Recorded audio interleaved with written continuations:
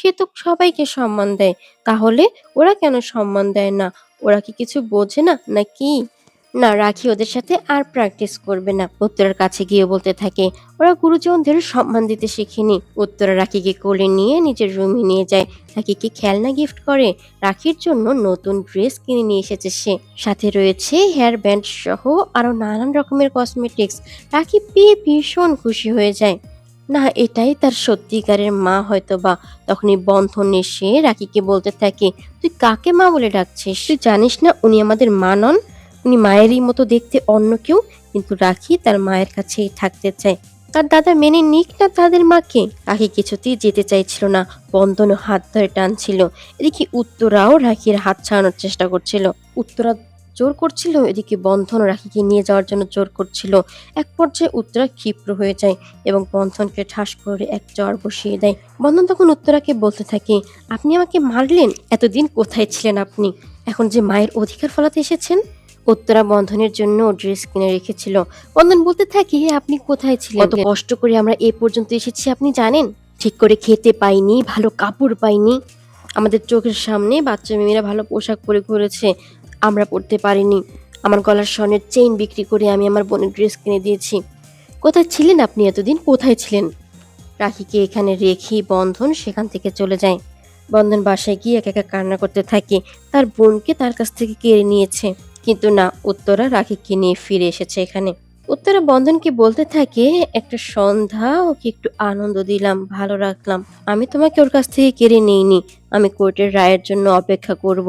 আজ রাখি আমাকে মা বলে ডেকেছে, এরপর তুমিও আমাকে মা বলে ডাকবে। বন্ধন বলে, কখনো না, আপনি কিছুই জানেন না। উত্তরা তখন বলতে থাকে, আমি জানি বন্ধন, আমি এমন অনেক কিছু জানি যা কেউ জানে না, কেউ না।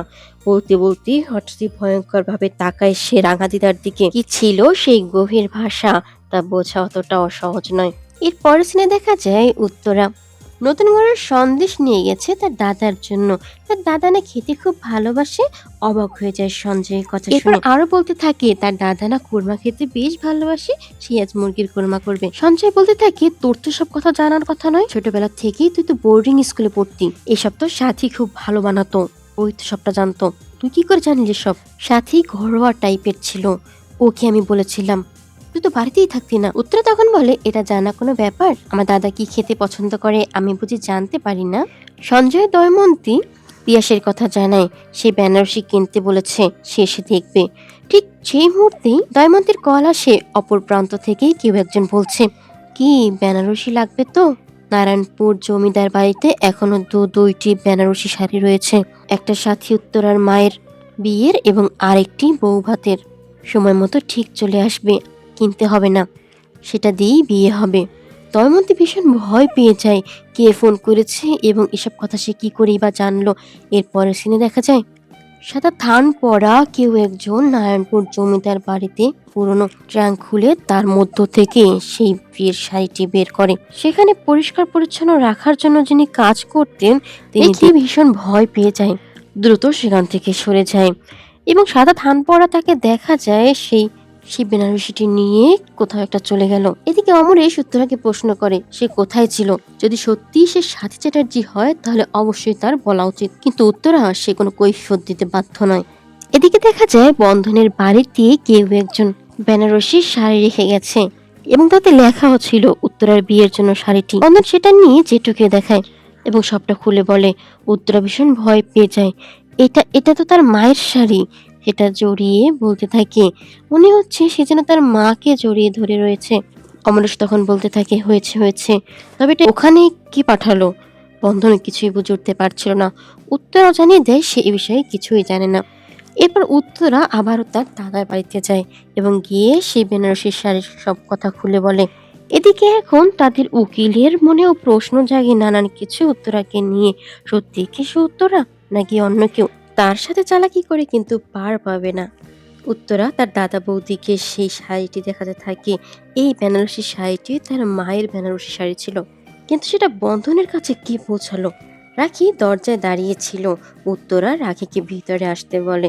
ভিতরে রাখির জন্য অনেক খেলনা রাখা রয়েছে, সে যেন সেগুলো নিয়ে খেলা করে। রাখি শুনে ভীষণ খুশি হয়ে যায়, তার জন্য অনেক খেলনা রাখা রয়েছে। রাখি রুমের মধ্যে চলে যায়। এদিকে উত্তরারা সেই বিয়ে নিয়ে আবার কথা বলতে থাকে, তিয়াসের সাথে বিয়ে নিয়ে। আর রাখি আড়ালে থেকে সবটা শুনে ফেলে। মায়ের বিয়ে? তাহলে তো ও আমার মা নয়। আমার মায়ের তো একবার বিয়ে হয়ে গেছে, আবার বিয়ে কি করে হবে? তাহলে এ আমার মা হতেই পারে না। রাখি সামনে গিয়ে জিজ্ঞেস করে, তুমি কি সত্যিই আমার মা নাকি অন্য কেউ? অনেক বড় ভুল হয়ে গেছে। রাখি যে সবটা শুনে ফেলল। উত্তরা নানাভাবে রাখিকে বোঝানোর চেষ্টা করে, দয়মন্তী সঞ্জয়ও। কিন্তু রাখি আর কোনো কথা না শুনে সেখান থেকে দৌড়ে বেরিয়ে যায়। রাস্তায় যে অনেক গাড়ি রয়েছে, যে কোনো মুহূর্তে যে কোনো অ্যাক্সিডেন্ট ঘটে যেতে পারে। রাখি কোনো কথাই শুনছিল না, দৌড়াচ্ছিল। হঠাৎই সে একটি গাড়ির সামনে যখনই পড়তে যাবে, ঠিক তখনই বন্ধন এসে রাখিকে কোলে তুলে নেয়। রাখি তখনও কান্না করেই যাচ্ছিল। বন্ধন রাখিকে বলতে থাকে, তুই চিন্তা করিস না বোন, যখন বিপদে পড়বি তখন তখন দেখবি তোর দাদা তোকে ঠিক রক্ষা করতে চলে আসবে। এবার বল, কে তোকে কাঁদিয়েছে? রাখি তখন উত্তরার দিকে আঙ্গুল তুলে দেখায়। বন্ধন প্রশ্ন করে, কি করেছে আমার বোন? কি করেছে যে আপনি ওকে কাঁদিয়েছেন? উত্তরা কি বলবে বুঝে উঠতে পারছিল না। এদিকে রাখি বলতে থাকে, আমি ভেবেছি, মা বলে ডেকেছি, কত খুশি হয়েছিলাম। আর এখন জানিস দাদা, মায়ের বিয়ে তিয়াসের সাথে আমি শুনেছি। তাহলে তো ও আমার মা নয় বল? মায়ের কি আবার বিয়ে হয় নাকি? উত্তরারা বোঝাতে চেষ্টা করেও ব্যর্থ হয়। বন্ধন ও রাখিকে নিয়ে সেখান থেকে চলে যেতে নিলে রাখি আবার ঘুরে তাকিয়ে বলতে থাকে, দেখ দাদা দেখ, আমাদের দিকে কিভাবে তাকিয়ে আছে। দয়মন্তীর তাকিয়ে থাকা দেখে রাখি বলতে থাকে। এদিকে উত্তরা বলতে থাকে, অনেক বড় একটা ভুল হয়ে গেছে, রাখি সবটা শুনে ফেলেছে। তবে হ্যাঁ, আমি আবারও এমন কিছু করব, রাখি আবারও মা মা বলে আমার কাছেই চলে আসবে। তোমরা শুধু দেখতে থাকো। এর পরের সিনে দেখা যায় বাচ্চু ও মিমি উত্তরার কাছে গিয়ে প্রশ্ন করে, লকারের চাবিটি কোথায় রাখা আছে। উত্তরা যেদিন এই বাড়ি ছেড়ে চলে গিয়েছিল অ্যাক্সিডেন্টের আগে, তখন লকারের চাবিটি তার কাছেই ছিল। পুরো প্রপার্টি, বাড়ির সমস্ত কিছুর কাগজপত্র সেখানেই রয়েছে। আলমারির মধ্যে একটি গোপন লকার রয়েছে, সেই চাবির কথাই বলছে। কিন্তু সে বারবার বলছিল সে কি করে জানবে, সে যে চাবিটির কথা জানতো তা তো সে আগেই দিয়ে দিয়েছে। ঠিক সেই মুহূর্তে বন্ধন এসে বলতে থাকে, না, আপনার জানার কথাও না, কারণ আপনি তো আমাদের মা নন, তাই না? জেঠিমা জেঠু বলেছে চাবিটি আমাদের মায়ের কাছে ছিল, যেদিন আমাদের মা এখান থেকে চলে গিয়েছিলেন সেদিনকার কথা। উত্তরা হঠাৎই অনেক উত্তেজিত হয়ে পড়ে। না না, সে জানে না, সে জানে না চাবিটি কোথায়। তার ভীষণ মাথা ব্যথা করতে শুরু করে, প্রচন্ড যন্ত্রণা হতে থাকে।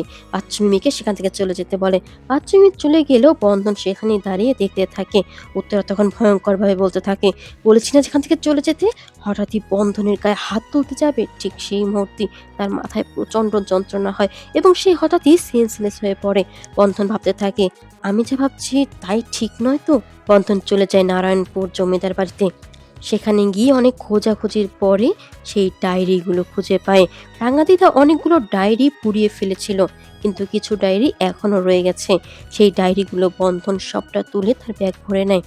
আর ঠিক সেই মুহূর্তে দেখা যায় সাদা থান পরা কেউ একজন চারপাশে ঘুরে বেড়াচ্ছে। বন্ধন ভীষণ ভয় পেয়ে যায়, সেদিকে তাকায়, কান্না করতে থাকে। কিন্তু তবুও তাকে যেই ব্যাগ নিয়ে যেতেই হবে, বন্ধন সেগুলো নিয়ে বেরিয়ে পড়ে। এদিকে দেখা যায় সেখানে রাঙা দিদা উপস্থিত ছিল। সে ভয়ঙ্করভাবে বন্ধনের দিকে তাকিয়ে থাকে, কিন্তু বন্ধন সফলভাবেই সেই ব্যাগটি নিয়ে সেখান থেকে বেরিয়ে পড়ে। ভিডিওগুলো পেতে চ্যানেলটি সাবস্ক্রাইব করে রাখুন, লাইক কমেন্ট করতে ভুলবেন না। সকলকে অসংখ্য ধন্যবাদ।